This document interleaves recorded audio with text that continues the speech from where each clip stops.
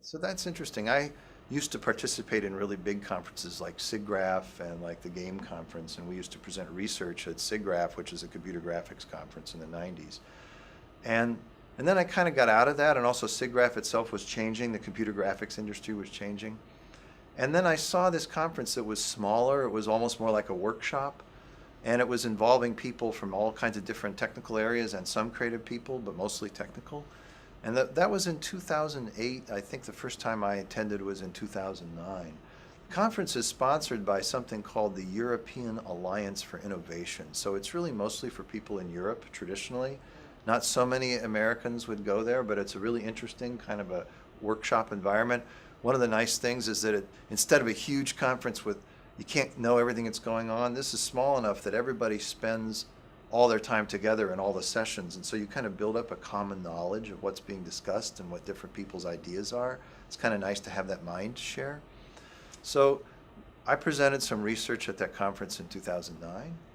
And then I think I went back a couple times, maybe 2011 and 12. I don't remember exactly, but I went back a couple of times since then and presented other research. And I got the idea that because of its mix, and because they're interested in creativity, and because the people I met are really interested in working with creative people, I thought this is a really good chance for Columbia College to get involved in a community that it's not involved in yet.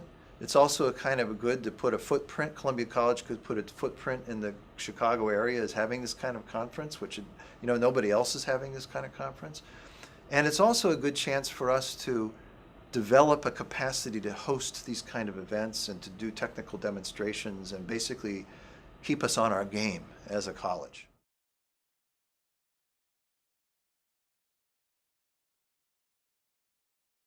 So Entertain has never been in the United States before. This is only the sixth time they've had Entertain conferences, and they don't have them every single year.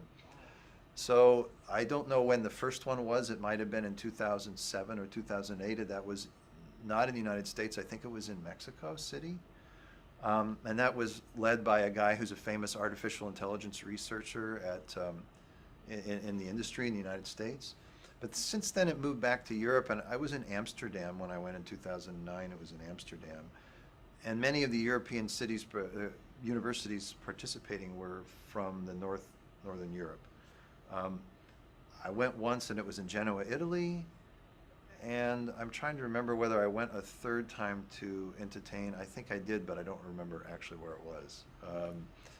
But it was definitely in Italy, and it was definitely in Amsterdam.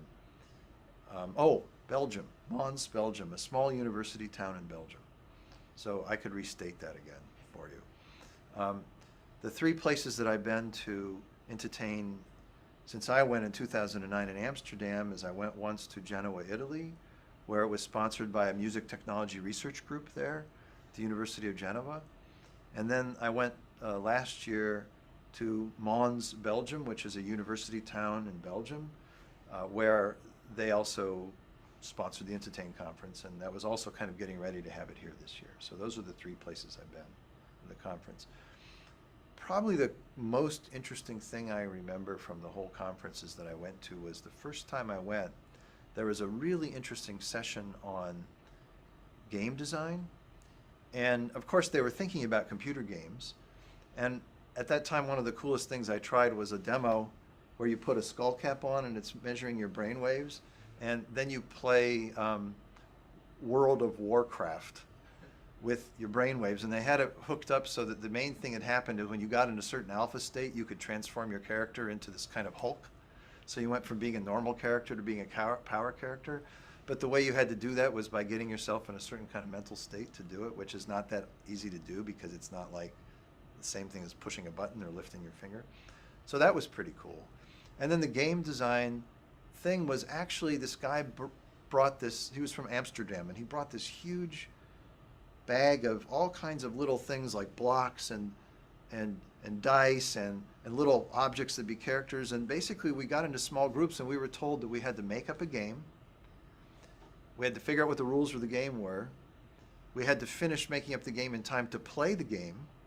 We could use whatever stuff. It was like a physical game. So like, and then we had to figure out by playing the game whether the rules that we came up with were good or whether we should change the rules. That whole thing was happening in 2 hours.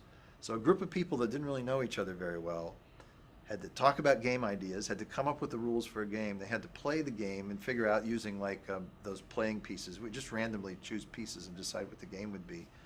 And then we had to evaluate the game design in 2 hours. So that was a very, very cool session.